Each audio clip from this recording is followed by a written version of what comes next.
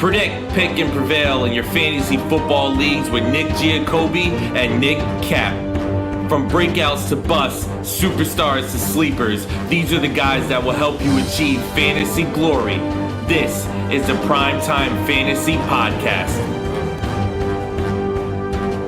Welcome everybody. Week 3 is done. We are on to week 4, and this is the PrimeTime Fantasy Podcast, where we give you our predictions, our picks, with the hopes that we help you prevail throughout week 4 and the rest of the 2023 fantasy football season.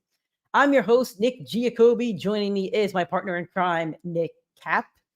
Nick, we're 3 weeks in. We're starting to see some trends from teams, from players, from a fantasy standpoint. And I hate to say this, but we're basically 1/5-ish of the way done with the season. 1/6, I should say. We have 18 weeks. But how are we feeling coming out of week 3?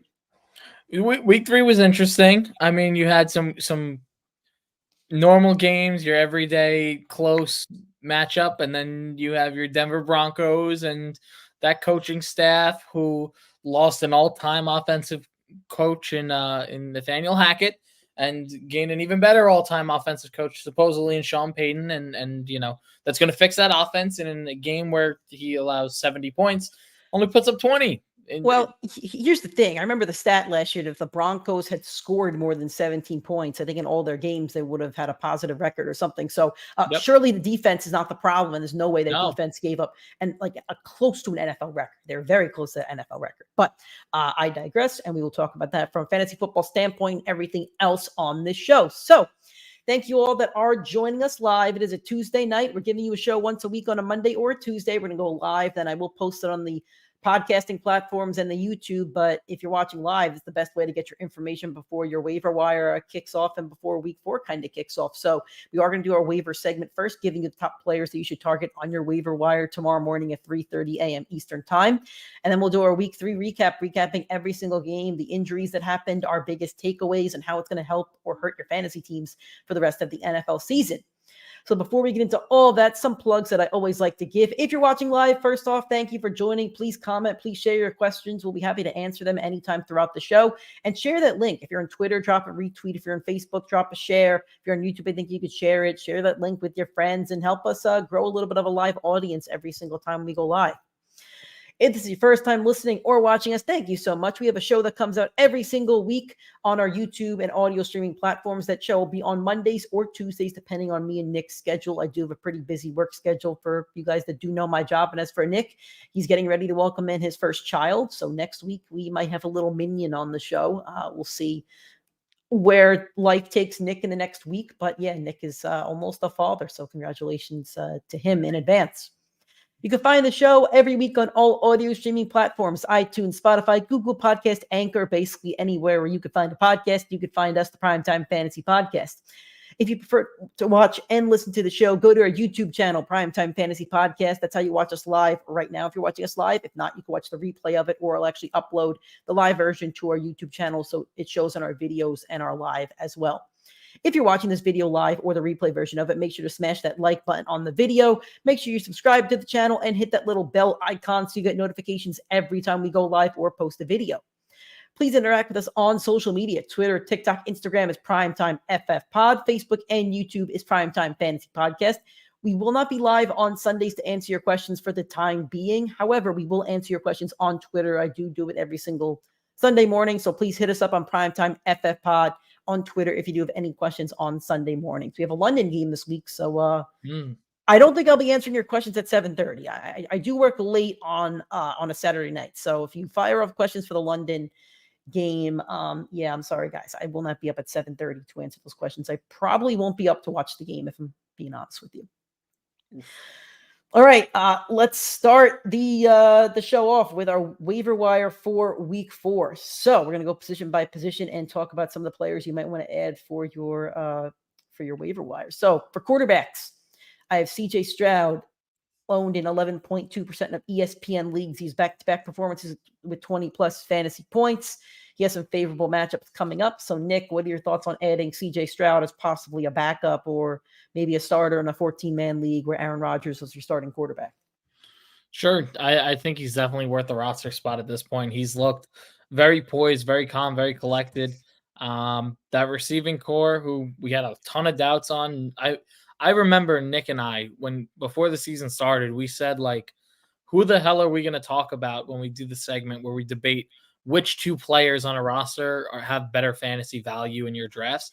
And we both said, like, none of these guys on the Texans have been valuable. Like, what receiver are you going to compare to Dameon Pierce? And apparently both of them, Tank Dell and Nico Collins, have come in big, and that Texans offense has looked great through 3 weeks.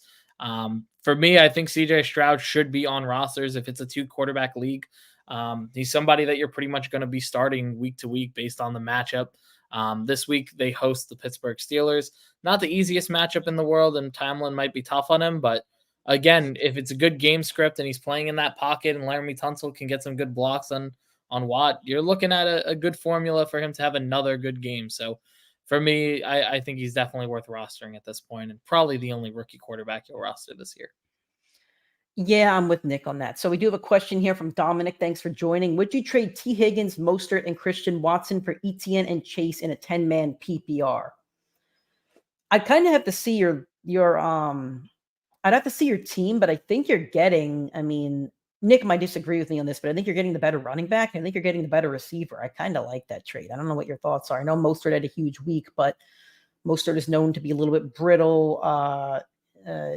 David Achane, I forget exactly what his new pronunciation is, but you have a rookie who's on the up and up as well. So what do you think, Nick? I think I would make this move depending on my team. I like getting the star power, and I think you're getting star power here.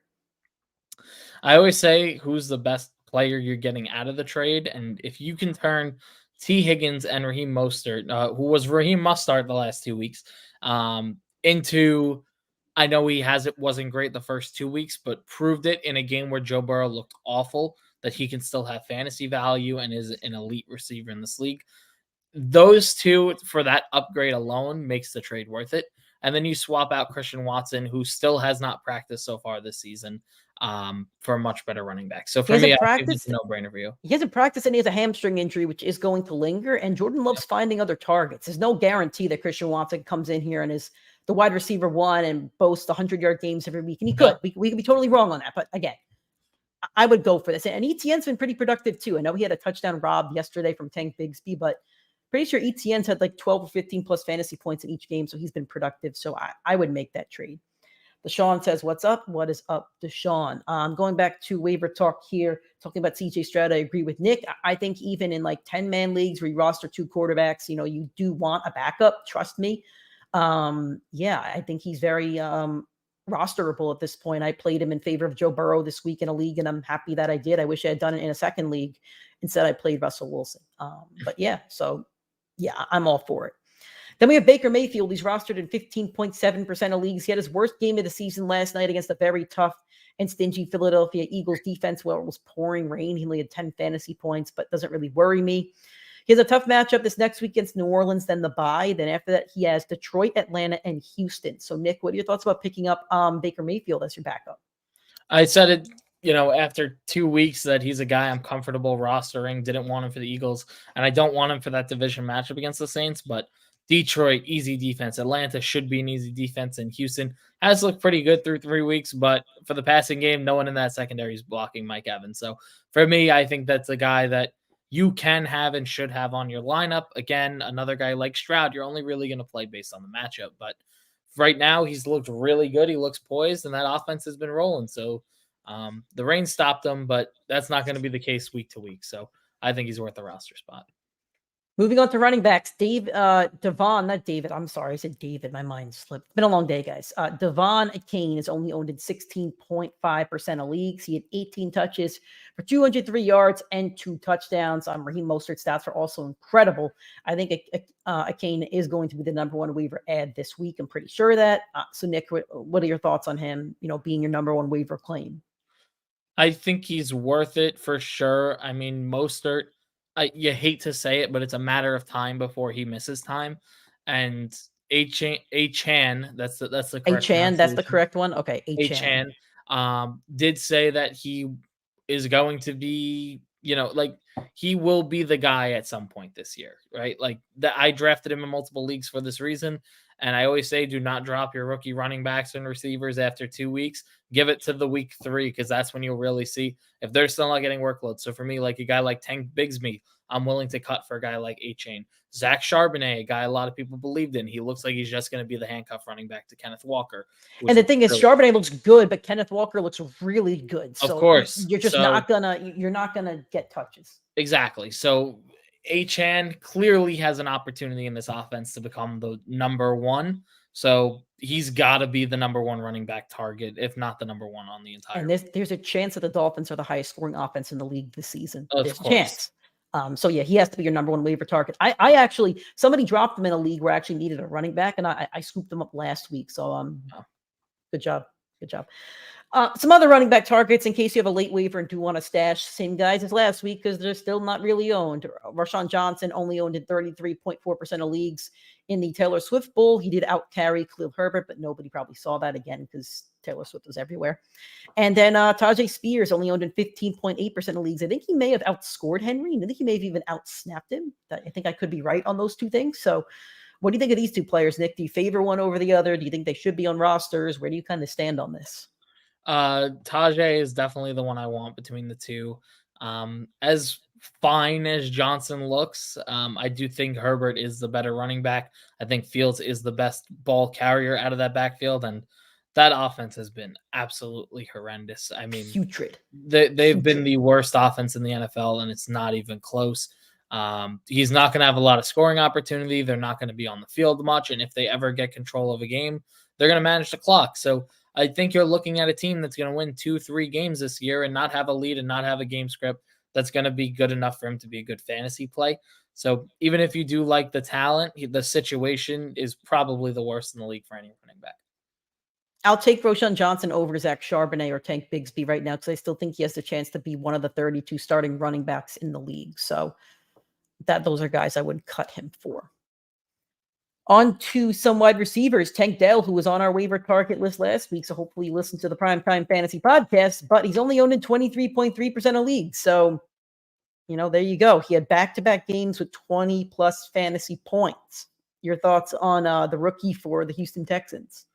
This might be the only guy that I would consider taking over A-Chan on the waivers this week, just because for multiple weeks he's had this consistency. Stroud has looked consistently like a very good rookie quarterback and a stable option for him moving forward. The division is very weak, so you are going to have very favorable matchups against favorable secondaries.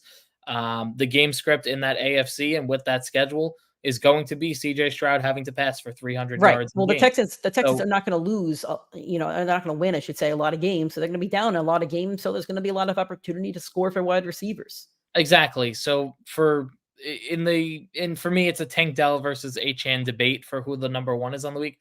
I do lean Tank Dell because I do think as good as the Dolphins are going to be, it was the easiest matchup in the league. I mean, it was an absolute blowout game.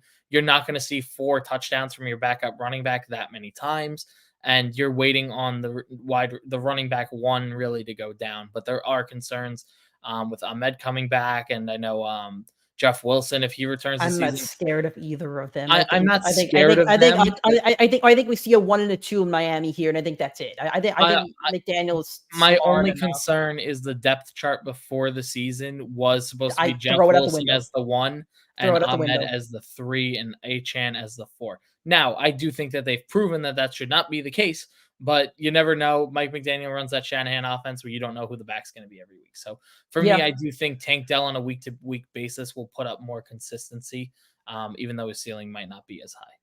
If you're like me and went super duper 0 running back, A-Chan has to be your number 1. That's kind of where I'm at. So for the Chargers, Mike Williams did go down with a pretty serious injury. I think it was the ACL out for the season. So that means somebody's going to step into his place. Knicks guy Joshua Palmer, who's been high on forever, is only owned in 0.7% of leagues and had 14 fantasy points this week. I forget when Mike Williams went out. Was it third quarter? He went out late in the game. He still had a monster day. Joshua Palmer had a good day as well. And rookie Quentin Johnson owned in 46.6% of leagues, but has not produced through the first few weeks. And the issue is that he hasn't been able to get on the field enough because you have so much talent in front of him. Yeah. In terms of, 3 wide receivers, because Joshua Palmer's a guy that they have so really 3 wide receivers ahead of him. And then obviously, Eckler, who was out the last 2 weeks, but, still Austin Eckler is a Charger. So, Nick, if you do have the opportunity to pick up one of these Chargers, which one would you rather pick up? I think Palmer's looked really good in games without Mike Williams, but Quentin Johnston, they used too valuable of a draft pick for them to just fade it away. That's the whole point of crazy.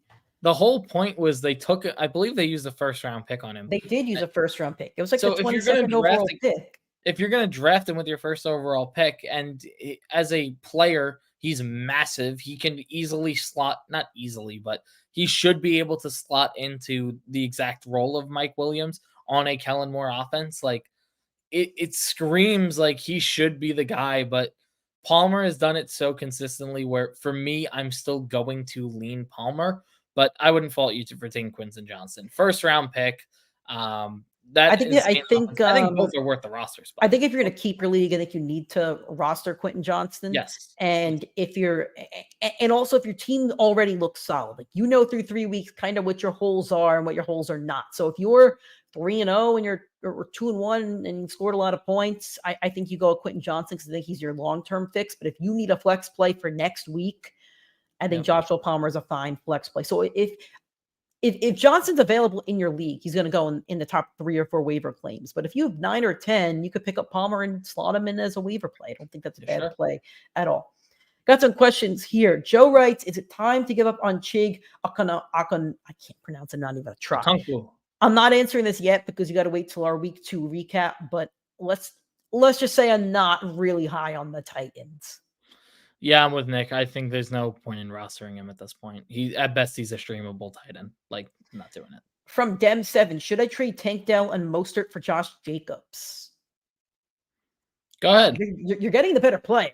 Jacobs hasn't produced the numbers that he produced last year, but he hasn't looked bad, and I just don't think they've used him efficiently. I think I'd rather have the better player here. Mostert, I don't want to bank on an injury. That just sounds mean and bad. And you can't predict an injury. But if you look at Mostert's history and the history of a lot of running backs, there's a chance that he misses some time. There's a chance that the rookie steps up and takes his role. And as much as I do like Tank Dell, I think I'd rather have Josh Jacobs, who was the rushing leader last season. I'm talking less than 12 months ago, he was the running back 1. Yeah, I think I'd rather have the better player, especially if your team can afford it. If your team can't afford it, don't make the trade, but you're getting a guaranteed starter every single week. I would not do this trade. I think take the names out of it. Look at the production. You're getting the RB1 on the highest scoring, most efficient offense in football, who's the RB1 on the season, and you're trading away a rookie wide receiver who has put up back-to-back 20-point weeks for a running back with a new quarterback who has not outscored 11 points, and I believe it's 11 that he hasn't broken this season yet. Take the names away, look at the value, right? Raheem Mostert, if he gets hurt tomorrow, Tank Dell can still outscore Josh Jacobs on the entire season. And it's not a crazy take to say that. If Tank Dell goes down, Raheem Mostert can sustain this for the rest of the season if he stays healthy. So for me, there's no way where you're getting the better player. You're getting the better name and the guy you might trust to start week to week more. But forget where you drafted everybody. Just look at where they're scoring. And you're trading the RB1 on the season and Tank Dell, who I believe is in the top 15 for wide receiver 13 in full PPR. For me, there's no way I would take this trade. I think you need to trade for a Jamar Chase first round level guy. That's nuts. I don't think anybody trades Jamar Chase for these two. I just don't. They're not going to do it, but there's no reason to go get Josh Jacobs, who's underperformed. I think the reason is because Jacobs is a trade for candidate right now, and his value is only going to be this low at this point. It's only going to get higher. He's still super talented. He's not hurt. He's still super talented. He's still Josh Jacobs. He's 25 years old and was the rushing leader last year. He'll be fine. I'm not worried about Josh Jacobs. He'll be fine. I'm not worried about him, but there's no reason to trade the RB1 in fantasy for an unproven The reason guy. is because you're worried about Mostert getting lapped by the rookie or getting hurt. And then Tank Dell's just an unproven rookie wide receiver at this point. I'm not making this trade. I think you take the names out of it and there's no reason you would justify it. I just think the justification is he was the running back one less than 12 months ago. Also, if you drafted these two guys or have been starting these two guys, you probably have the best roster in the league. So why trade it right now? Like you drafted two league to get winners. better. I mean, to get better. Like, but you don't get better by trading away the RB1 and wide receiver. If Tank Dell's not going to start in your lineup and Mostert's your flex play, you're just going to get better. You're trading for the better player in your roster. Let's see the rest of the roster before that. He said he lost Chubb. So right now, if his running backs are like Mostert and blank, I mean, I don't trust Mostert long term. I just don't. I trust Josh Jacobs long term. Maybe I'm leaning too much on the name. If the trade was Mostert straight up for Josh Jacobs, that's a much more intriguing move. I'd probably pull the trigger. But if you had Josh Jacobs, why do you do it? For me, there's two players in your lineup. Are you doing it? If you have Josh Jacobs in our league and I offer you Raheem Mostert, I think you laugh in my face. If I had Josh Jacobs. Yes, if you have Josh Jacobs and I send you this trade right now, you consider it. Probably. I probably do take it. Wow. So you would rather have Raheem Mostert rest of the season than Josh Jacobs. That's what you're telling me right now. No, as I said, that's what you're telling me. As I'm trying to say, Raheem Mostert and Tank Dell will average for the rest of the season 30 points per game if they are healthy and out on the field.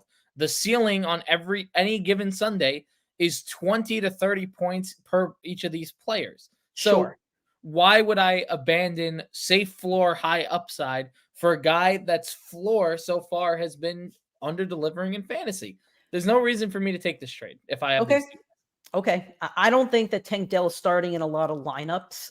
Again, I'd have to see this roster. So I would trade for the running back one of last year. But again, obviously me and Nick disagree on this. So take whoever's opinion you like more. Sure. I won't be offended if you take Nick's opinion because Nick's right on some things and I'm right on some things. So at this point, it's the way that fantasy football works. And I've kind of learned this is there is a positive and a negative to every single player. So you have to form your own opinion based on whoever you listen to. And that's totally okay.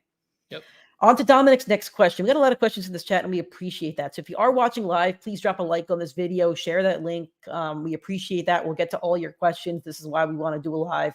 And we're okay with deviating from the segment to answer your questions. From Dominic, trade Puka Nacua and Brian Robinson for Aaron Jones and DK Metcalf. 100%. Aaron Jones and DK, 100%. I don't know.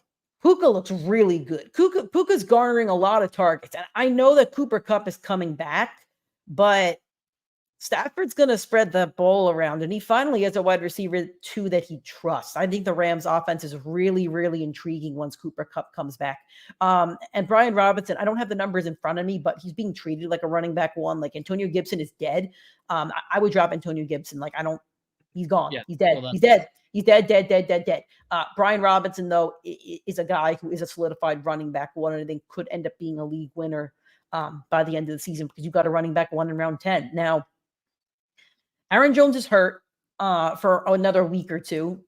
I do think he's a better back than Brian Robinson, though. A.J. Dillon has not produced while Aaron Jones has been out. And I do love DK Metcalf. I think he's the alpha over there. But the Seahawks spread the ball around, and some weeks Tyler Lockett's the alpha. Would I make this trade? I'll say yes, but I think it's a lot closer than an automatic yes. I think Puka and Brian Robinson will be very, very productive throughout the season. But I would still rather have Aaron Jones and DK. I would totally have Aaron Jones and DK. I think you're clearly upgrading at wide receiver as good as Puka has been. The exact role he's playing is the Cooper Kupp role. When Cooper Kupp comes back, they're not paying him all that money as Super Bowl MVP to be replaced by a 5th-round wide receiver this early on in the year. He's going to come in. He's going to assume that role. And Puka will still have fantasy value, but schematically, Tutu Atwell is going to be the receiver that's out there more with Cooper Kupp in that role. So for me, as good as he's been, he's not proven enough and not solidified himself enough with Cooper out there, where I'd rather have DK Metcalf, who's a guy who's going to see the field 80% of snaps no matter what happens as long as he's out there. And for me, Aaron Jones is a better running back than Brian Robinson. He had the big week last week. This week was a poor performance and a loss. And to me, Washington's going to lose more games than win. So his two good games were in wins, 13.6 and 29. And his bad game came in a loss. And they're going to lose a lot more to me than they're going to win. So I'm going to jump down to this. John Dennis asks, do these guys answer super questions? I'm not sure what you mean by super questions, but we answer just about any fantasy related question. So fire away. From Duffy, I think he's a Patriots fan. Trade DJ Moore for Christian Watson. I don't love the Bears at all. Like, I don't want a Bear, but DJ Moore is seeing basically all the targets from Justin Fields. I think he had another touchdown this week. I forget, might have been garbage time. He's still going to get a lot of targets. I've seen him prove it, so I think I would still rather have DJ Moore, even though I don't love it. I want to see real quick Justin Fields' stats from this week, because I'm pretty sure in a game where he was behind the entire game, I believe he only threw for like 100 passing yards in the entire game. It wasn't great.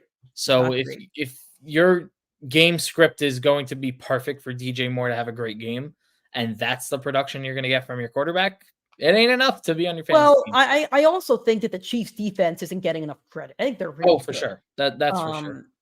I think most weeks you're not facing, and I'll go out and say it, the Chiefs have had a top 5 defense in the league through the first 3 weeks. Like that's the reality of the league we're looking at here. I don't care what stats or players you throw at me. Like, it's the reality we're looking at. So yeah, I would like to see, I would trade him. I think DJ Moore against the Bears defense has like 150 yards, 2 tutties, and he faces the Bears twice this year. I wouldn't trade him away just yet. I think his value's too low right now. DJ Moore against the Vikings, the Lions, the Vikings or the Lions. Both of those games, DJ Moore could have 150 yards, 2 touchdowns. That's 4 games in the year. That's cool. Christian Watson gets the Bears secondary, the Vikings secondary. We don't know what we're getting out of Christian Watson. That's 6. I would take Christian Watson. I would take the trade. I don't hate your take, but I'm not a Christian Watson guy. All right. So Dylan writes, what's up, boys? Trade Travis Kelce. Don't like it already, but I'll keep reading it. Trade Travis Kelce and Deshaun Watson for Trevor Lawrence and Keenan Allen. Intriguing move. I have Kelce and snagged Laporta before him going off. Okay. I have Amari Cooper, Devontae Smith, Deontay Johnson at wide receiver, running backs. Okay. So also, the trade above is agreed upon. Haven't sent it yet. Other trade in another league has not agreed upon. So, you're the first trade first. If it's agreed upon and not sent yet, I'm not sure if you ask us to grade it or maybe you could back out of it. So, let's look at his roster right now. So, his receivers are Amari Cooper, Devontae Smith, Deontay Johnson. Johnson's out, so that's not great. His running backs are Jacob Swift, Zach Moss, and Roschon Johnson. So now, he would trade Travis Kelce and Deshaun Watson for Trevor Lawrence and Keenan Allen. I know you have Laporta there, but like, you're trading your first round pick. Kelce was your first round pick. My rule is if you're trading your first round pick who's still producing, you need to get a first round pick out of it. And Keenan Allen, as great as he was this week, he was awesome. I am going to say you just drafted Travis Kelce in the first round 3 weeks ago. You can't trade the tight end 1 this soon. Now, what you can do is you could trade Sam Laporta and you could trade Zach Moss to whoever has Jonathan Taylor. That's the move I like a lot more than trading your first round pick. Yeah, or go get another receiver. I think your receiving core could use a little bit of work. So go package that Zach Moss and I forget who Nick and Sam Laporta over for, one of those mid receivers like a Christian Watson or a Hollywood Brown or Tyler Lockett or one of those guys with high ceiling and, a guy that can go win you a week, because Sam Laporta is catching a lot of dust on your bench, and Travis Kelce should not be the one you look to trade to start a rookie tight end. And here's a little trick for trading, which I'll say to everybody. Do not trade for players when their value is at their highest. Keenan Allen's coming off 215 yards on 20 targets. He may have had a tutty. I don't know. He had 55 fantasy points. Tutty. That's all I know. He had 55 fantasy points. This is not the week to trade for Keenan Allen. You don't. Like, you can't, because you're going to give up too much. It's like, think about trading as like stocks. The stock is, I just watched the movie Dumb Money, by the way. So you can't go and buy the Disney stock when Disney's at its all-time high. You can't. You can't trade for Keenan Allen right now because you're going to give up too much, because he is worth Kelce at this very moment, but I would not trade Kelce for him. So his other trade here, he said this trade he has not sent yet. Try and get Debo. No, I have Debo in a league and not happy with it. He says he has Diggs, Ayuk, Hollywood, Michael Thomas, Hopkins, and Dell. Your receivers sound great. I would not go and get Debo, and I might rather have Ayuk than him, and I have Debo in a league. Agree with Nick entirely. Cool. Next question from Alex Flores. Should I trade Swift for Kamara? PPR. Nope. No, I think Swift's going to be on a pretty high scoring offense. I'm a little worried about his touchdown production because they like to use Kenneth Gainwell for some reason within the 20-yard line, but I think I'd rather have Swift rest the season. Yep, totally agree.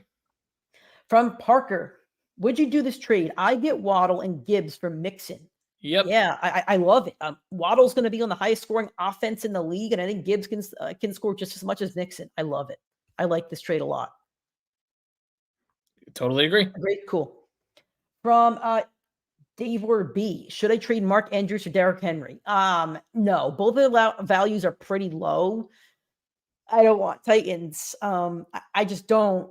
I don't know who your backup tight end would be, but you spent a lot of capital on Mark Andrews, and his value just feels a little bit too low for me. If you're going to trade Mark Andrews, you kind of got to wait till he goes off. Both of these values are low, but I can't trade the guy you probably drafted in your first 3 rounds right now. Well, you drafted both of them in the first 3 rounds, but yes, I'm not trading Mark Andrews at this point, and Derrick Henry is only giving you red flags so far. We'll get into the Titans a little bit later on, but Mark Andrews is averaging the 5th most points per game at the tight end position. Whether he's been struggling or not, like, that's good enough for me to be, you can't be ecstatic about his pick so far, but it's going to get better. It sounds like he's still not 100% and not playing at 100%. So it'll get better for Andrews. Andrews will see better days. So will Derrick Henry. But for me, Mark Andrews is one of the only big difference makers at the tight end position. Yep. In fantasy consistently. So I don't want to take that deal. From Dylan again, 12-team full PPR. So this is his roster. He's got Anthony Richardson and CJ Stroud. Cool. You went all in on the rookies. Tony Pollard, James Cook, love it. And Khalil Herbert as well. Spears, Elijah Mitchell. Then for the wide receivers, he's got Stephon Diggs, Brandon Ayuk, DeAndre Hopkins, Michael Thomas, Hollywood Brown, Tank Dell, Mark Andrews. Trades, wide receiver 2 and 3 upgrades. Who'd you package? What kind of player? I mean, I kind of like what you got. I mean, your receivers are pretty solid there with Diggs, Ayuk, Michael Thomas, Hollywood.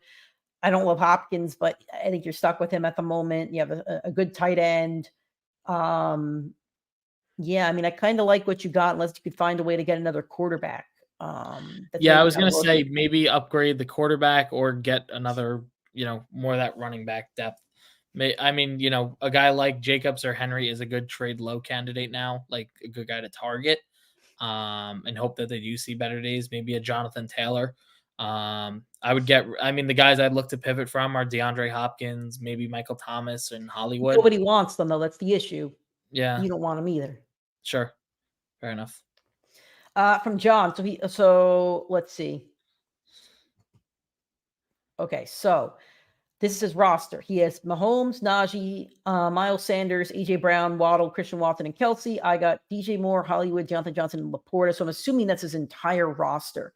What running back should I target for Laporta or Kelsey? So, John, I'm going to come back to your question. Please just confirm that this is your entire roster. I'm sorry. This isn't his entire roster. Cindy wrote, I did get an offer. Kelsey for Josh Jacobs and Zay Flowers. Nope, it's the same thing. Yeah. You do not trade Travis Kelsey. You don't. I'm telling you guys, you don't trade him. Get rid of Laporta. Laporta's value is high right now. Unless you want to wait a week and see if it goes higher, he's high. He's saying here that he got an offer for Josh Jacobs and Zay Flowers. I would trade Laporta for Zay Flowers right now.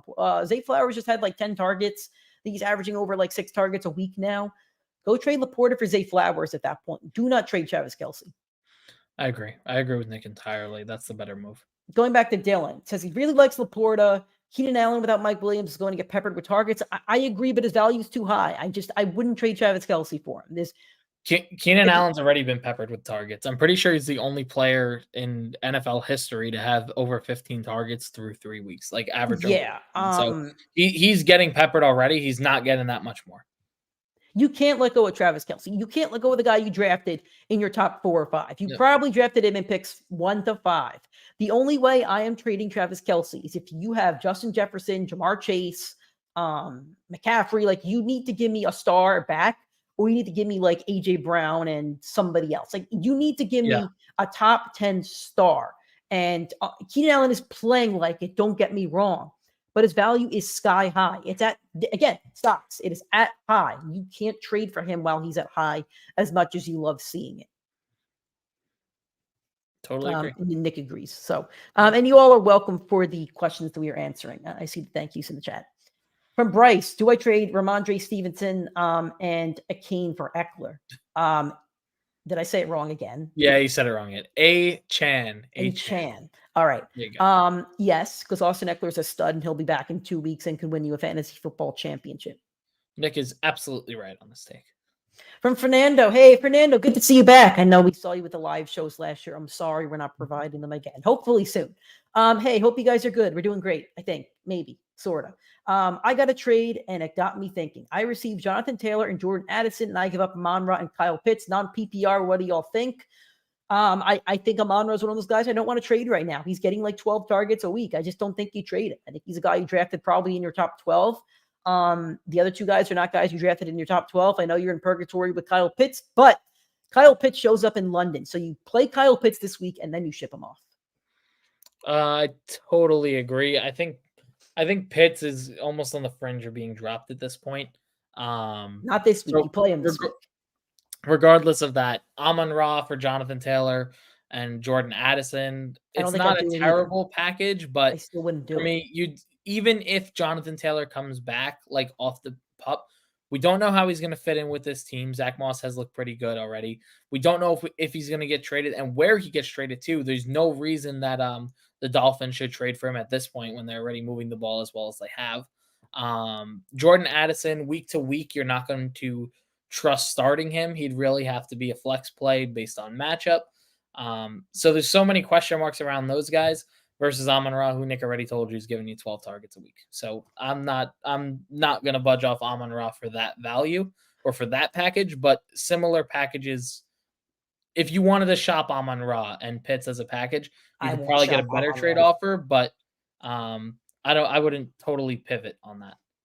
From Bryce, do I start Garrett Wilson or Christian Watson? Well, we're not sure if Christian Watson's playing and Garrett Wilson is still too talented. I would still play Garrett Wilson. So we're going to have the Jets hosting the Chiefs this week. Oh, yeah. Or Green Bay hosting Detroit. I think if Christian Watson's out there, which I don't think he's going to be, I would play Christian Watson over Garrett Wilson. Okay, that's coming from the Jet fan. Yep. From our man Deshaun, 16-man league. Should I start Justice Hill, Dalvin Cook, or Dylan at the flex? Who do the Ravens have this week? Do we know? I forget. Let's see. Let's look that up. My gut tells me to play Justice Hill because I still think he's the running back one over there. At Cleveland, who has been shutting down. They have been shutting down. But I don't love Cook's matchup. I think I'd almost rather go A.J. Dillon, but he's not been producing. If Jones isn't playing, I'll lean A.J. Dillon. If Jones is playing, I'll lean Justice Hill. Yeah, and I know this is your 16. I remember from last year, you had these big leagues, and sometimes you can't get the best talent on the waivers to flex. I don't know. This is a tough one. I would probably go Dillon if Aaron Jones is out, just because you have guaranteed workload.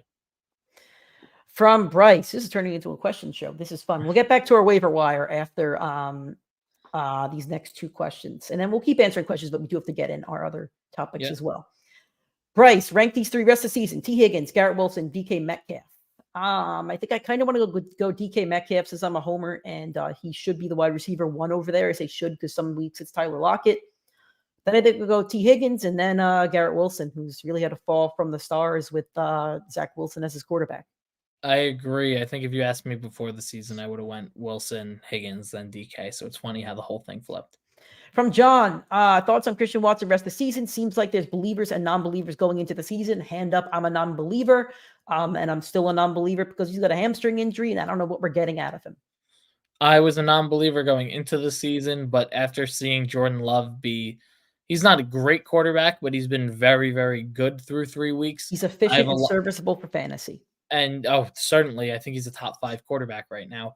I have more than enough faith in him. If the Christian Watson owner wanted to trade him because he's frustrated that he couldn't play him after 4 weeks, I would absolutely target him in trades.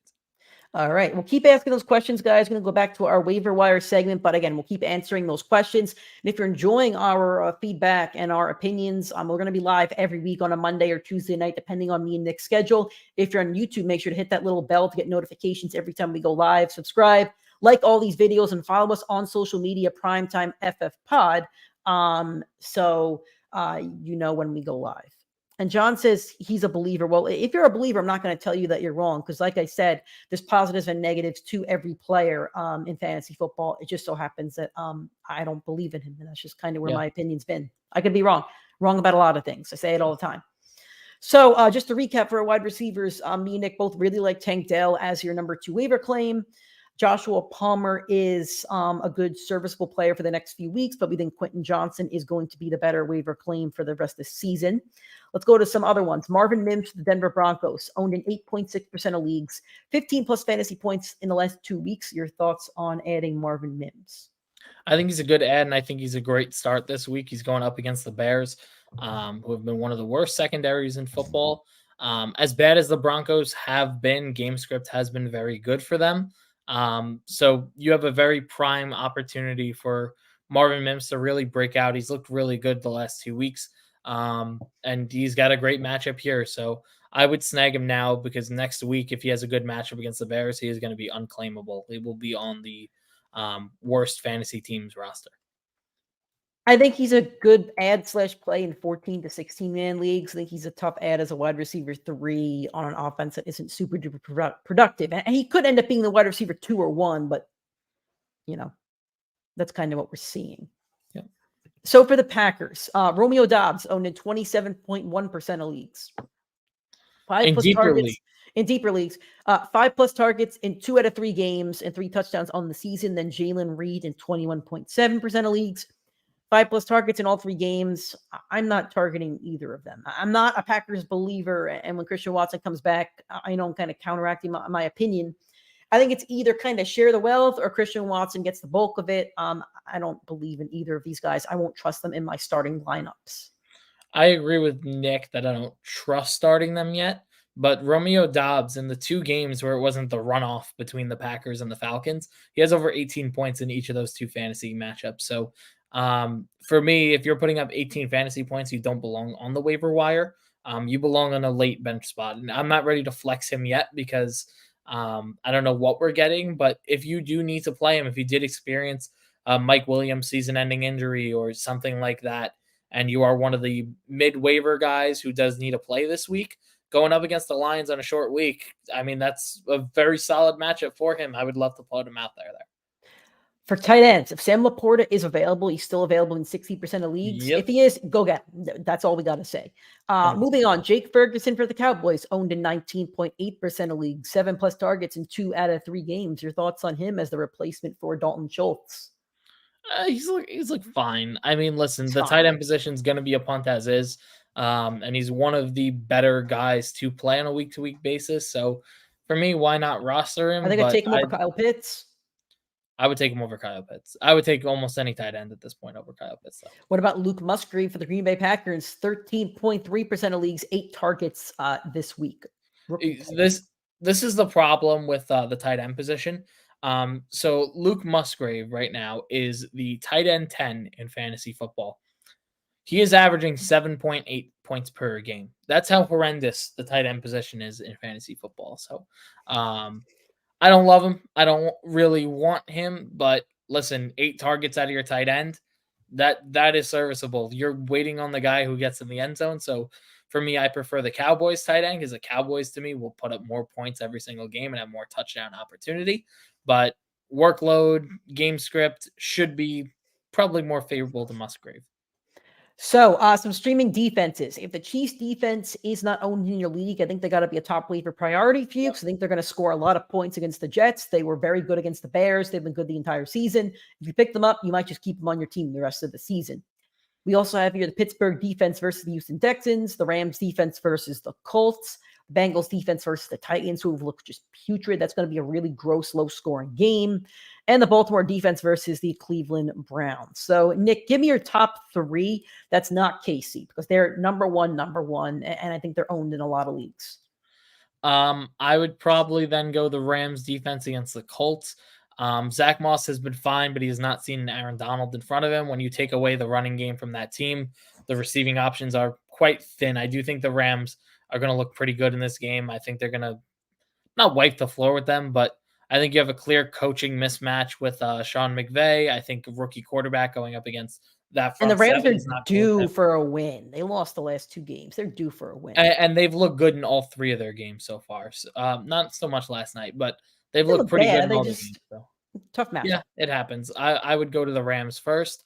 Number 2, I would go to Baltimore against Cleveland. Deshaun Watson's been turning the ball over a lot, and even though the Browns look like they were clicking last week, I do not expect them to be as efficient without Nick Chubb out on that field. I expect them to be turning the ball over a fair amount, and Baltimore's defense has been very, very good. They should bounce back from that Colts game. And my number 3 would be the Bengals defense, just because I think it's super conservative. Tannehill, another guy prone to throwing the ball all over the field. Derrick Henry has not looked great. Tajay Spears has not looked great. DeAndre Hopkins has not had enough opportunity. So the Bengals should pretty easily control this ball game and force the ball and turnovers. So for me, they seem to be the safest pick. I agree with what Nick just said. So Brooks says he's a Watson truther as well. Listen, I'm not going to tell you guys you're wrong because he could come back and put up a really good season. I haven't seen it yet. Moving on to our week 3 recap. We're going to go through each game. We're going to talk about the biggest injuries and our biggest fantasy takeaway from each game. So let's go to Thursday Night Football. The Giants hit the Niners. This game, exactly how I thought it would go. Saquon Barkley is progressing. Should be good to go for week 4, but we don't exactly know what's going to happen. That's going to be Monday Night Football against my Seahawks. Deebo Samuel, you wrote here you missed practice with a rib injury. Have they practiced yet? I don't think they practiced yet. The projection is he was going to miss practice. Okay, so he's projected to, but we're not sure exactly how that will affect him. And Ayuk should practice and be good for week 4. So just stuff to monitor. So, what's your biggest takeaway from this game? I don't think there was much to take away. Like we know the Giants offense is not good, and we know the San Francisco offense is very good. Yep. We know the San Fran defense is going to shut down teams very, very, very, very easily, especially against average to below average offenses. And the Giants definitely fit that category. So, not too much to learn. I mean, you pretty much know exactly what you're going to get. Yep. And like I always say, 2 San Francisco 49ers players will play excellent. So Debo, Kittle, and McCaffrey all had really good games. And Ayuk wasn't there, so he was the odd man out. Yep. Sean has a question. 12-man, half PPR. My running backs are CMC and Madison. Should I package wide receivers? I have a better for running back 2. Wide receivers are Olave, Waddle, McLaurin, London, Sky Moore. Other backs are Keeley and Charbonnet. Yeah, if you could get another running back, I would. I'm okay with tossing Terry McLaurin to the Wolves, and I'm okay with Drake London getting off your team once he has another good game. Yeah, I agree with that. I think if you could pull off a London McLaurin package and go get one of the mid-wide running backs, like one of those guys in that 16 range, maybe Aaron Jones. That owner would want to get Jacobs. I'm telling you, Josh Jacobs is a good trade target right now. I don't think I don't think the Jacobs owner makes that deal. I don't think so either. But if you find a disgruntled Jacobs owner, he's a guy to go attack right now. Yeah, sure. I mean, that's a good one. Derrick Henry, of course. I think Jonathan Taylor, if you believe in him coming back. Yep, exactly. All right. Next game. Let's see what we have on the docket. Indianapolis Colts against the Baltimore Ravens. Mark, and what is your biggest takeaway from this? I don't think we had any. Justice Hill is going to be questionable for next week. Odell is questionable. Doesn't really matter to me. I don't think he should be rostered. And Anthony Richardson did not play. He is questionable for week 4. So what is your biggest takeaway from this one? This seemed like a wacky game where the Colts kind of somehow miraculously pulled off the upset of the century against John Harbaugh with Gardner Minshew, with a worse offense and a worse defense. My only concern really is the Ravens cannot push the ball down the field as much as we wanted them to. Zay Flowers did have 8 catches this past week, but only 48 yards. The average pass that Lamar Jackson is throwing is around 6 yards per completion.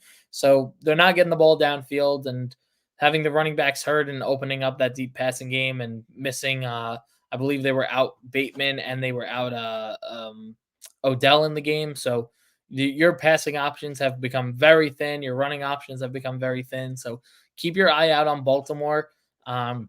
If you're not in a keeper type format, I do think Zay Flowers is a good player to trade away because the consistency has been there, but I don't think the ceiling is going to be as high as we had expected for his rookie year. I really disagree, and I think he's the number 1 target over there. Zach Moss, back-to-back games of 20 points, really effective. And I'm a Mark Andrews drafter, and I'm bummed about it. I wish I had it. I think he was overdrafted. I wish I had targeted TJ Hawkinson, who I did think was going to be the tight end 2 to finish the season. I don't know why I didn't reach for him. I should have trusted my gut on that. And maybe it's an overreaction, but I think he was a little bit overdrafted, and I think he's going to be fine, but I don't think he's going to perform to the ADP that was around DK Metcalf, Keenan Allen, T. Higgins. I just don't, and that's disappointing. Next game, Tennessee Titans at the Cleveland Browns. No injury news for this one. What was your big takeaway? The Browns offense looked better, a little bit improved. Their defense looks phenomenal.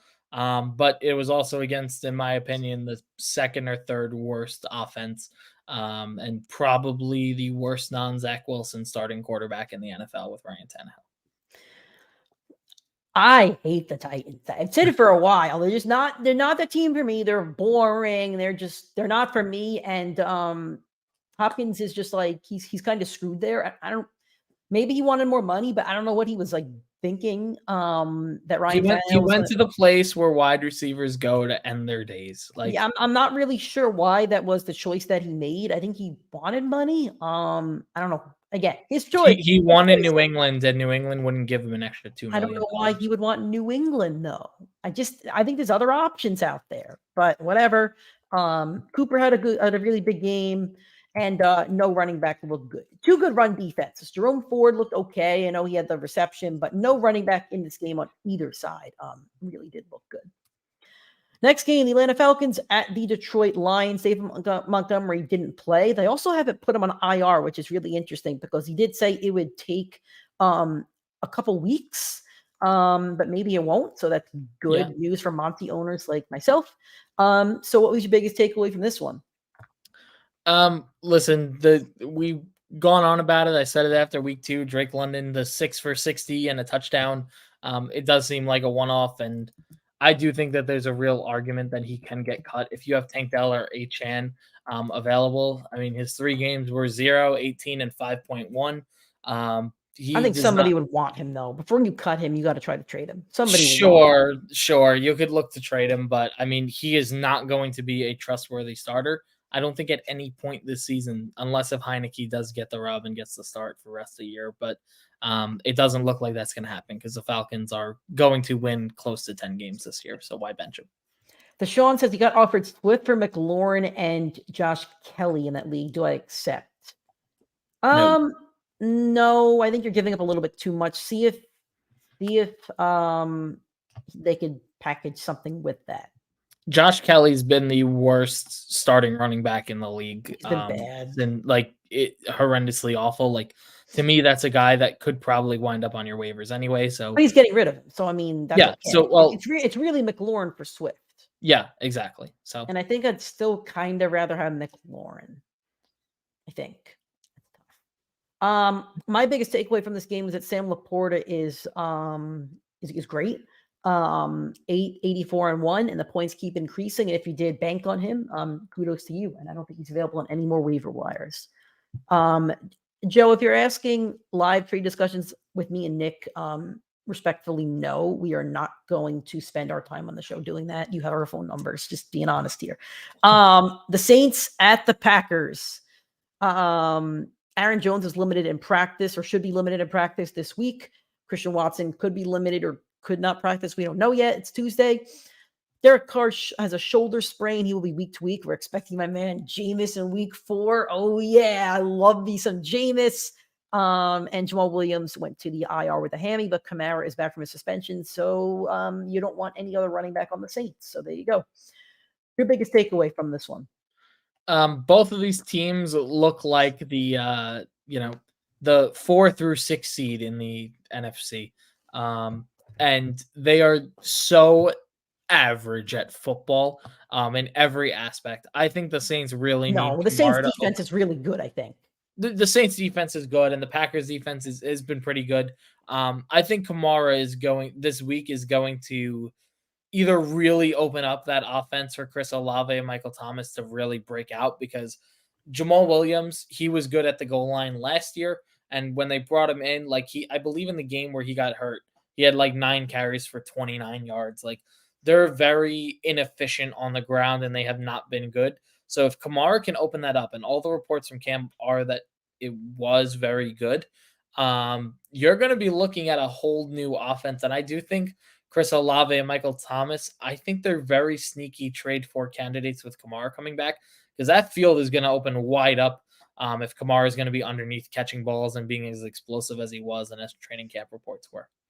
So if you listen to the show, I'm very high on Olave. Have been high on Olave the entire offseason. I wanted him everywhere. Through the first 3 games, he's averaging 7 targets a game and 100 yards per game. So he's averaged to basically get you 7 receptions, not targets. If you stretch this out through 17 games, he's going to average 119 receptions and 1,700 yards. That's not going to happen. Before the season, I told you he was probably going to score 10 touchdowns and like 1,400 yards. Now, here's the thing. If we did stretch his stats out through 17 games, he would also have 0 touchdowns. He's following the DJ Moore strategy. I'm not super worried. He's been targeted a ton in the end zone. Just hasn't happened. He'll have that day where he has a couple touchdowns. But Olave looks excellent, and I am very happy to have him on, I think, 2 of my teams. And I don't know. I have too many teams.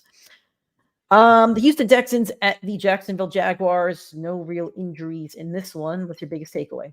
And we'll get the Jags suck after this game, by the way. The Jags suck. I mean, they have been awful. Trevor Lawrence has been awful. They put a lot of money into an offense and a lot of high value draft capital in pass catchers and running backs, and they suck. I mean, they have been absolutely miserable on defense. Letting up 37 to Stroud is horrendous.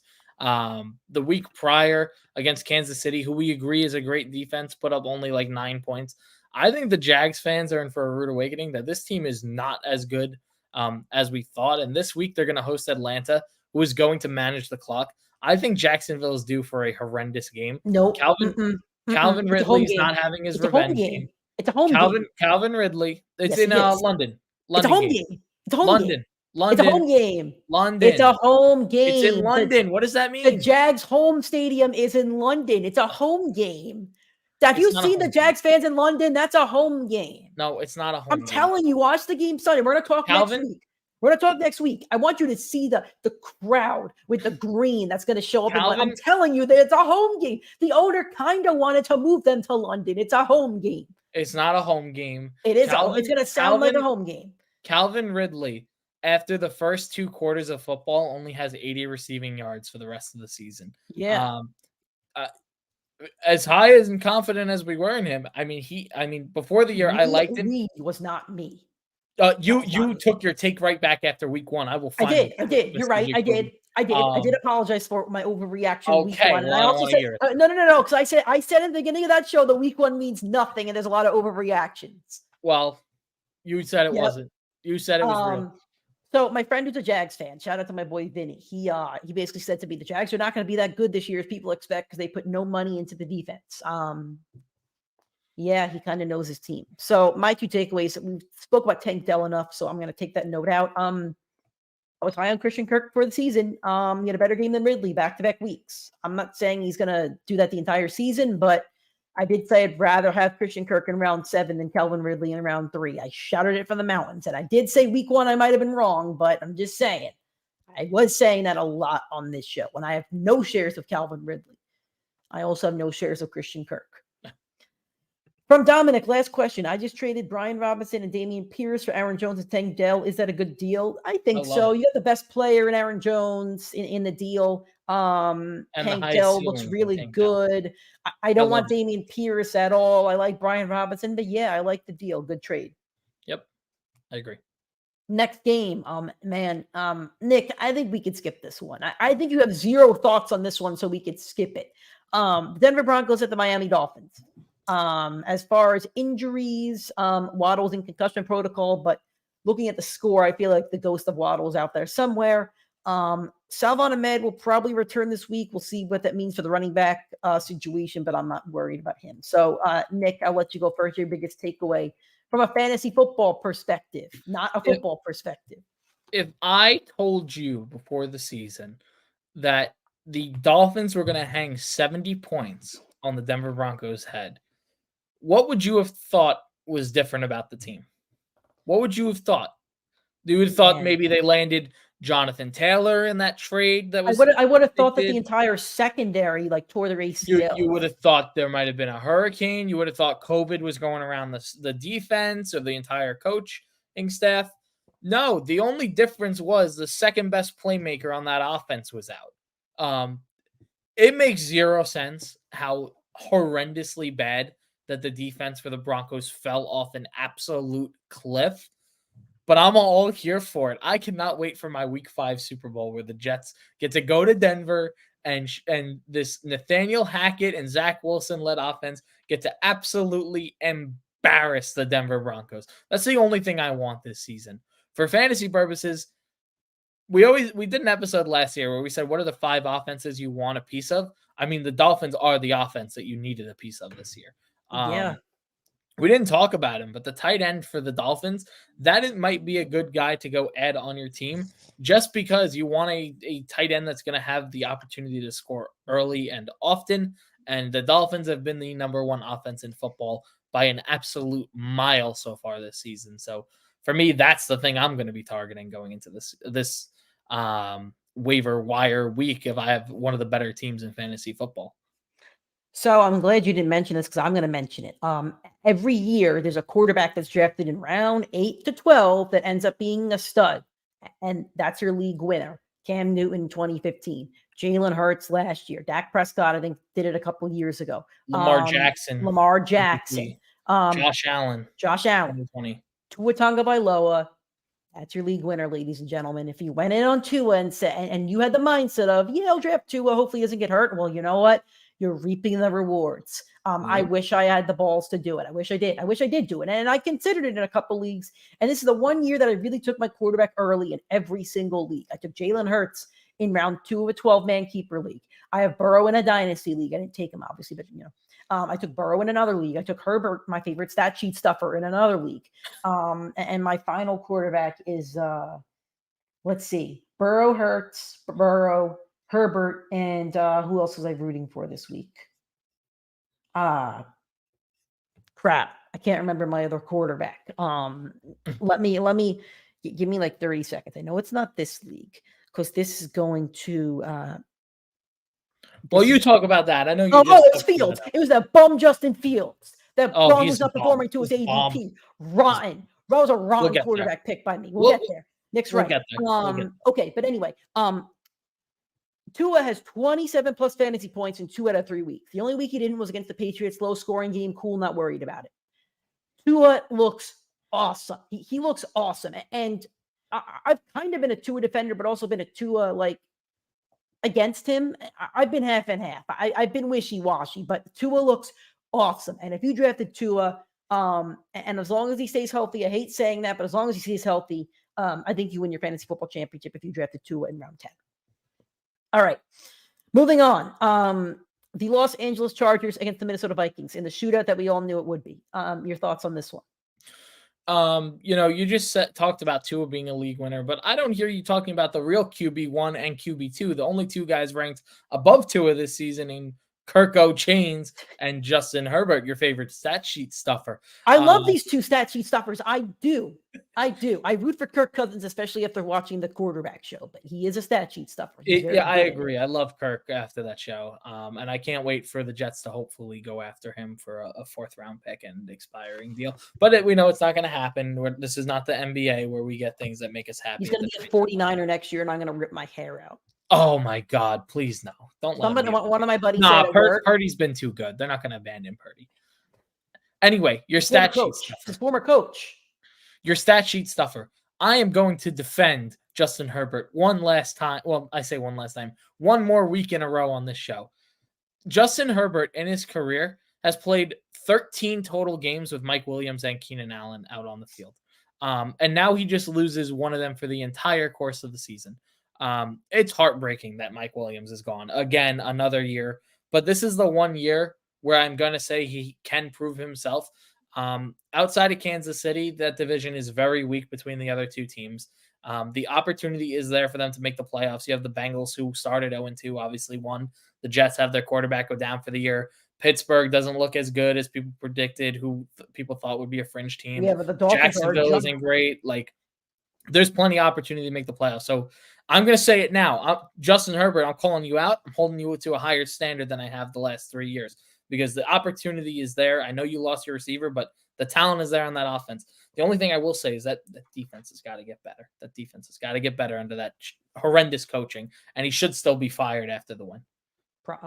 Well, Staley. I don't know about that. I forgot to mention the injury. Sorry, guys. Mike Williams is out with the ACL. Did mention it at the beginning of the show, and Cam Akers is expected to make his debut for the Vikings in week 4. Have a day, Keenan Allen. He was great. Herbert, I wrote good game and the W. Good for him.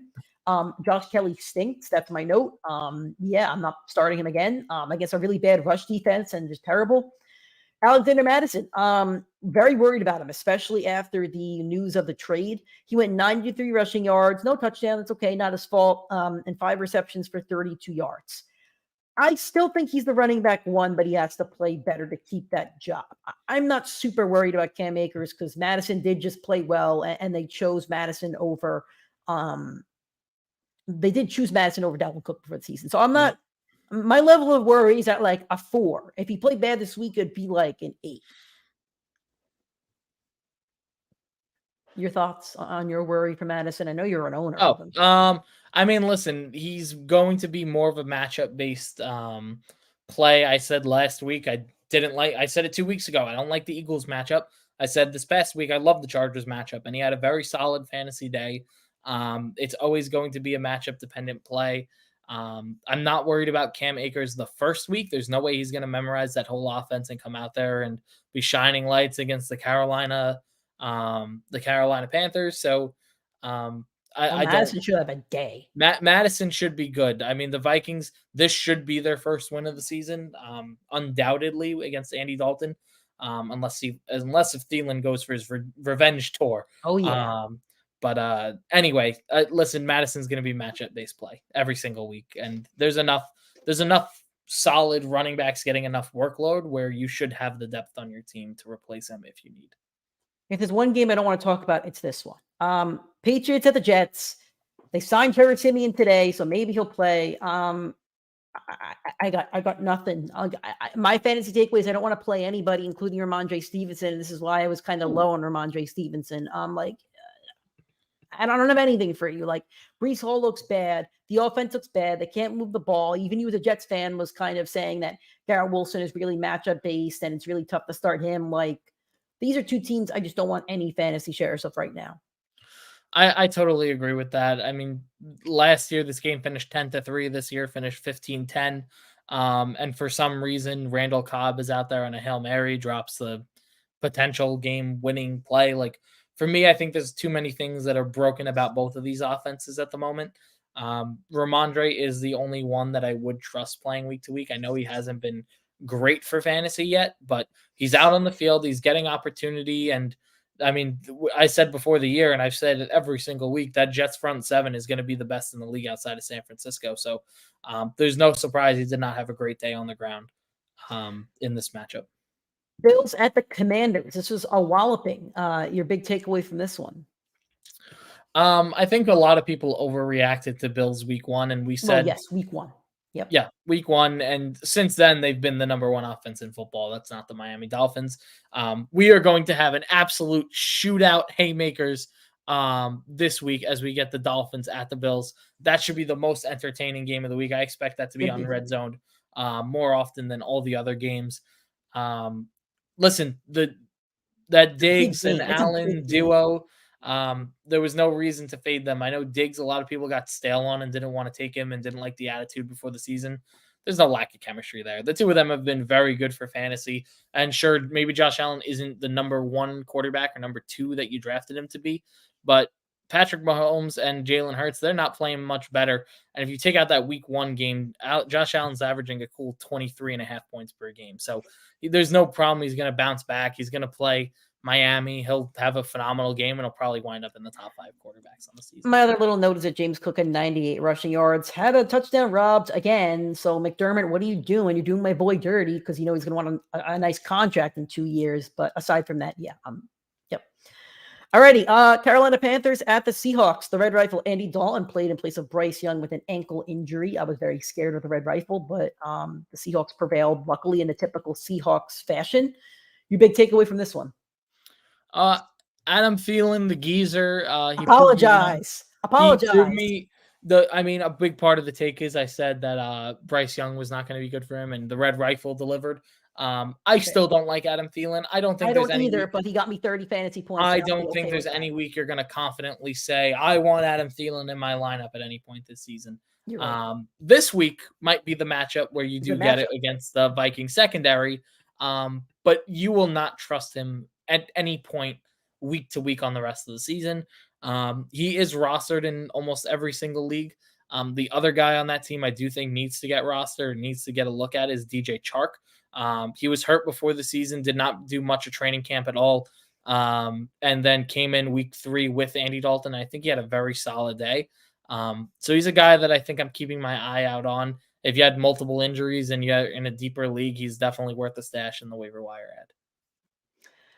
My other note is that Kenneth Walker is awesome so far. He's like the running back 3 on the season. I faded him because of injuries. Yeah. And I tried to talk myself into Charbonnet because I was so annoyed that they took him in the draft when they had Kenneth Walker. And I'm like, why are you spending a 2nd-round pick? So as a Homer Seahawks fan, I did try to talk myself into Charbonnet somehow lapping Kenneth Walker, but I just don't think that happens. I think Pete Carroll just likes having 2 really solid running backs because Charbonnet looks good. I like that run that he had. Late in the 4th quarter where he just sent a defender flying like beast mode. Like he looks good. Like he didn't look bad, but it's like Kenneth Walker looks really good. So it's like, you can't just like take him out, but I don't know. It's good for football. I guess it's good for the football team because there's always going to be a fresh runner in there. It's going to pound the defense. So Kenneth Walker's looked phenomenal this year. Like he's absolutely broken out in his 2nd year. And he's catching balls. Like he's even catching balls. So as a Seahawks fan, it's great. As a fantasy analyst, like I kind of was wrong on that one. Okay. Dallas Cowboys at the Arizona Cardinals. Injuries for this one. I'm in the wrong notes, so that's why a little bit of a delay. No injuries for this one, but what was your biggest takeaway besides the fact that crazy NFL stuff happens? James Conner has been very good for fantasy. I think me and Nick were both fairly high. Both all over him. I was going 0 running back in every league, so I was targeting. I was talking to a friend last night. I was targeting guys like Madison, Swift, Connor, Montgomery, and I didn't get Connor anywhere. I wanted him, just the way that the draft fell to me just didn't happen. Yeah, I agree. I got him in a couple places, but for me, not enough. Last 2 weeks, 16 and 17, he's getting a ton of passing down work. Josh Dobbs, has been an absolute monster for that team. He's so funny. He's so funny. Did you see his TikTok that he responded to Micah Parsons with? Micah Parsons basically said on his like YouTube show or whatever he does, like, Josh Dobbs, better watch out. I got darts coming at you. And Josh Dobbs had posted TikTok of that and goes into like darts coming at me going, hoo, hoo, hoo, hoo, hoo. And the darts are like missing him. It's really funny. That's funny. The Cardinals, we're a fantasy show. We're not going to get too much into football, but that offense is really good. And Caleb Williams, I know he doesn't want to. No. It's good enough to not get Caleb Williams. We're not doing this. I'm not believing in this. If they have the number, if Arizona or the Texans, because they have the Texans pick, wind up with the number 1 overall pick. Nope. You got to pull the trigger. I'm not talking myself into this because I love Caleb Williams. I'm a USC guy, and I can't. You don't want to see him in your division. I don't want to see him in my division. No, go anywhere else. Any other team. Would you rather the Rams suck and get him in the 1st round, or would you rather the Cardinals suck and get him in the 1st round? Neither of them. Okay. Neither. My actual answer is the Cardinals. He's going to be a Bear. He's going to be a Bear. That's so bad. The Panthers or the Bears are going to have the number 1 overall pick. Make him a Viking. And he's got both. They're cool. I like the Vikings. Make him a Viking. You're going to see him in the NFC next year. End of story. Yeah, but the Seahawks aren't winning a Super Bowl anytime soon, so that's fine. My big takeaway is I drafted Tony Pollard pretty high. 3 receptions for -1 yards. That's no good. That's really no good. We need more receptions and reception yards from Mr. Breakaway Speed over there, and more touchdowns. Breakaway speed. On to the Chicago Bears at the Kansas City Chiefs. This absolute mollywhopping. I mean, I'll be honest, the game didn't matter. Taylor Swift was there. Like, nothing else mattered in that game. Nothing. Like, Mahomes broke a record. Andy Reid broke a record. Taylor Swift was at the game, and that's literally what was the #1 trend on Twitter for like 3 days. And Travis Kelce jersey sales up 400%. Way to go, Swifties. But from a fantasy standpoint, the Bears really stink. They really, really, really stink, and you could play any defense against them, I think. And all 3 Chiefs running backs scored in typical Chiefs fashion. So those are my fantasy takeaways. I got to say this, and it's the one thing that I do not want to say. If Justin Fields was going up against San Francisco this week, or the Cowboys, you're probably dropping him for Baker Mayfield or a Kirk should have been gone. Jared Goff, maybe. You don't drop him, but you don't play him. I mean, he's the QB. I want to say 18 or 20. You can't drop him. You're 3 weeks. He's been horrendous, and he gets Denver this week. If he doesn't show out this week, you can drop him. I hate to say it, but I hate to say it too because I drafted him, and Nick kind of sold me on it. He was my guy, one of my guys this year.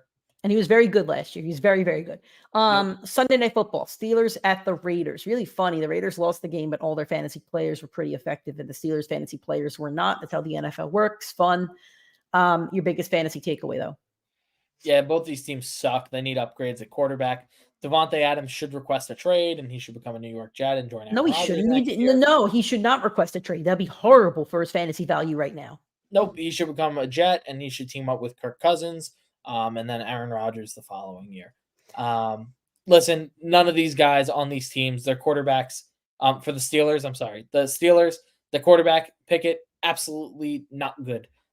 They're winning games in despite of Kenny Smallhands. And he's a game manager. He's managing the games well enough. The run game is awful. The offensive line is awful. The quarterback is awful. The defense let them get cooked. They have no reason why they should have won this game. Neither of these teams should have won this game. I think both these teams, I think the Steelers are playing way better than their record, or playing way worse than their record. Well, that's coaching. I think the Raiders, if they didn't edge out the Broncos and score 17 on a defense that just allowed 70, we'd be having a lot more serious discussions and not looking at a 1-2 record. You want to hear my take? If you traded Mike Tomlin to the Bears, Justin Fields ends up being a top 5 fantasy quarterback next week. Mike Tomlin to the Bears? Mike Tomlin to the Bears, and the Bears make the playoffs. That's how much I believe in Mike Tomlin. I mean, he's one of the goats. I think the coaching for the Bears is atrocious. And just to be clear, Matt Canada sucks too. But I think the coaching for the Bears is horrendous. Yeah.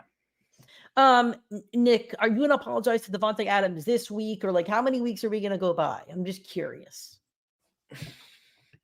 I don't know why you keep fading this guy. Let's see. Don't.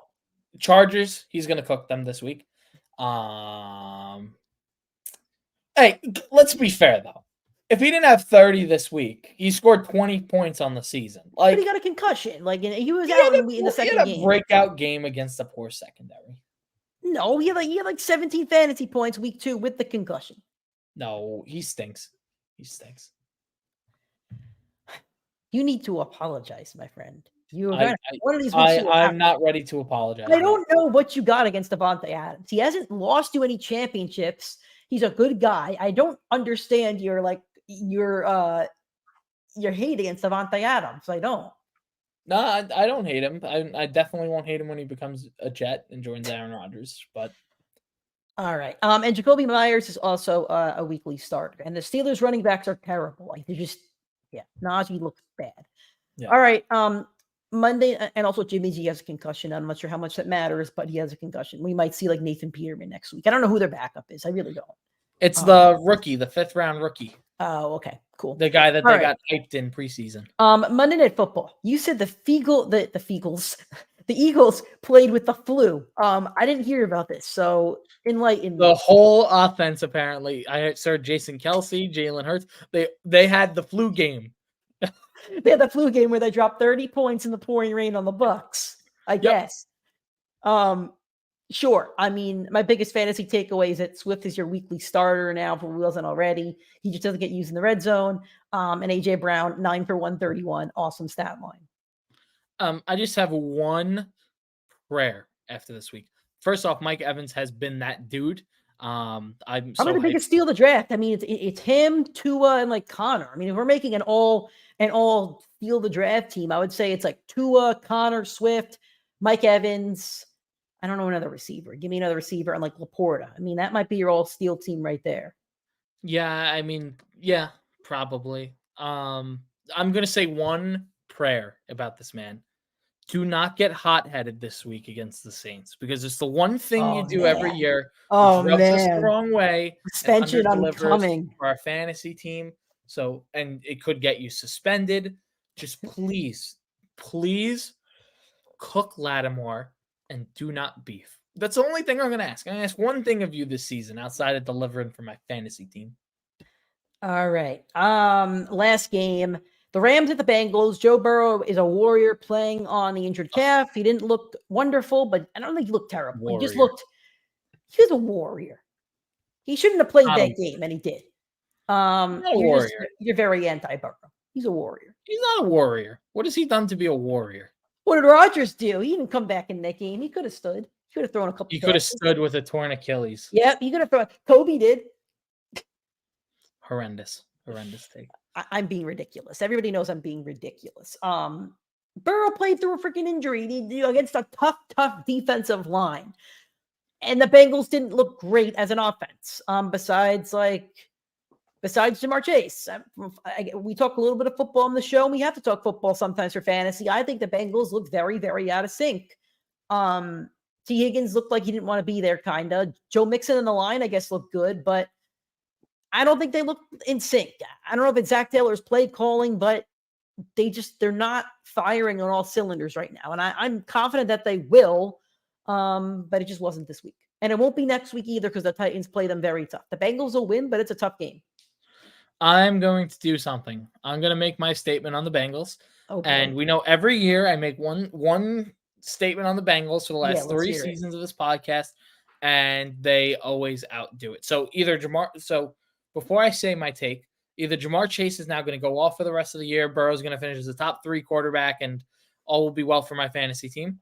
Or what I'm going to say is going to actually happen. I do not think the Bengals are making the playoffs this year. That offense looks horrendous. That defense was able to shut down the Rams, who have practically no real starting worthy player on other NFL rosters, in my opinion. Disagree.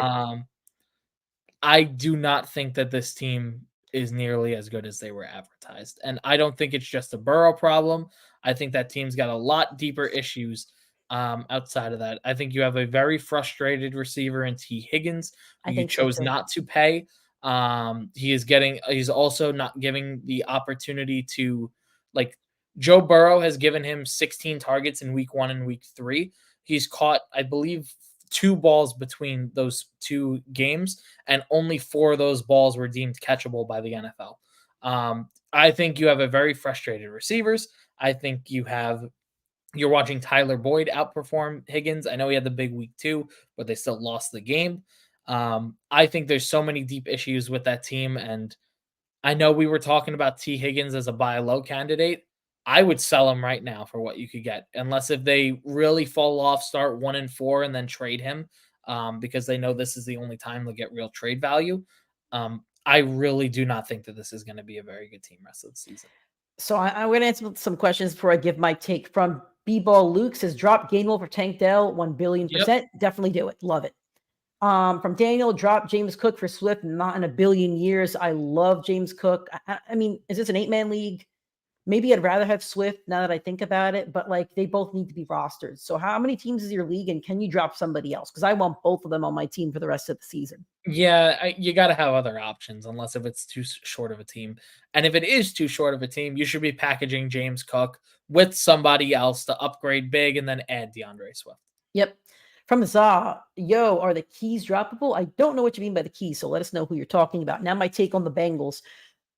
I think there's issues with them, but I don't think they're the issues that Nick are kind of saying. I think it just rides on Burrow's injury. If Burrow's healthy, I think they're fine. I think when Burrow starts missing games, I think they're in trouble. Now, they do have a tough schedule, but I think Nick's underselling the Rams. The Rams just almost beat the 49ers like a week ago, who looked like the best team in the league. They beat my Seahawks week 1, looked really, really good. Then they lost a close one to the Bengals. I just think they're two competitive teams, pretty evenly matched. It's kind of where they were in the Super Bowl 2 years ago, even if they don't have all the talent that they did. I just think it's two competitive teams, and I think the back half of the season will tell us a lot about the Bengals. They are going to have to face the Chiefs. They are going to have to face the Bills. They are going to have to face a couple of those teams. But then they have some easier teams. They play that entire AFC South. That needs to be 4 wins. That needs to be. You win those 4 games. That's 4 wins. They also play the NFC West. The 49ers are a real tough one. I think that's a loss. They should beat my Seahawks. They should beat my Cardinals. So right there, that's 6 more wins that they have on their schedule. And then they have to split with their division teams. They just have to. So we'll see where they go.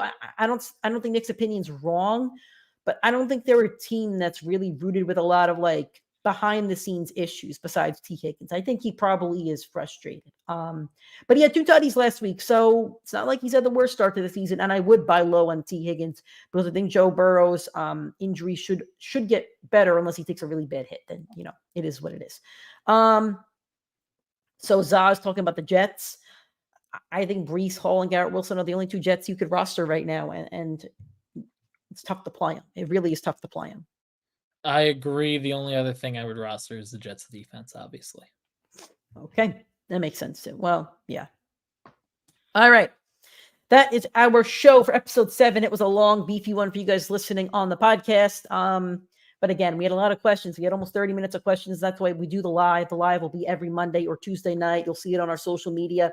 If you're subscribed to our YouTube and hit the little bell icon, you're going to get a notification every time we're about to go live. So you can join the live and ask us questions. And that's why we wanted to go live, because we'd be recording anyway. Going live just benefits with questions. So hopefully you enjoyed the show and you kind of set your waiver wire and get the players that you want. And hopefully we help you with your fantasy lineups for next week. So if you did enjoy it and you're listening on an audio streaming platform, please hit that subscribe button, drop a 5-star review, whether you're listening on iTunes, Spotify, Google Podcasts, or Anchor. If you're listening and watching on YouTube, drop a like on this video. We'd appreciate that. Subscribe to the channel. And again, hit that bell icon whenever we do live. If you're on social media, tell us that you enjoy the show. Tell your friends that you enjoy the show. Follow us, social media, PrimeTimeFFPod, Twitter, TikTok, Instagram, Facebook, and YouTube is PrimeTime Fantasy Podcast. Thank you so much to everybody who listened. Thank you especially to those that joined in on the live chat and asked us some questions. We appreciate you. Best of luck in week 4. And we'll talk to you guys next Tuesday for sure. Actually, I'll talk to Nick about that after the show, but next week's going to be a little bit wonky. I'll be at the Seahawks game next Monday and we'll figure it out. But we'll talk to you guys next week. We'll get you something. And yeah, we'll talk to you soon. Have a great week, guys.